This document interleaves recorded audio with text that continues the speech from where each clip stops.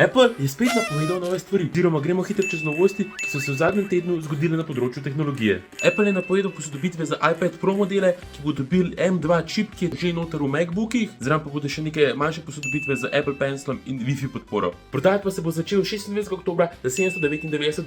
Druga stvar, ki so jo napovedali, je nova verzija Apple TV 4K. Ta Apple TV škatla bo imela zdaj vgrajen A15 Bionic čip, USB-C za polnjenje in pa 128 GB prostora, prišla pa bo zraven tudi za Siri z daljincem. Stala pa bo $129. Največja novost je sigurno ta, da so posodobili osnovno verzijo iPada, torej 10. generacija. Ta verzija iPada je končno dobila modern dizajn z tanjšimi robovi, tako kot ostali iPadi. Tokrat je noter A14 Bionic čip, vhod za polnjenje je končno USB-C, prsten odtis oziroma Touch ID je na power buttonu. A ja pa še to, selfie kamera je končno na daljši stranici, ne na oni krajši zgoraj. Ceno so letos za skoraj €200 zvišali, tako da naj bi se v Sloveniji prodajal za okoli €600 ali pa večkrat manj.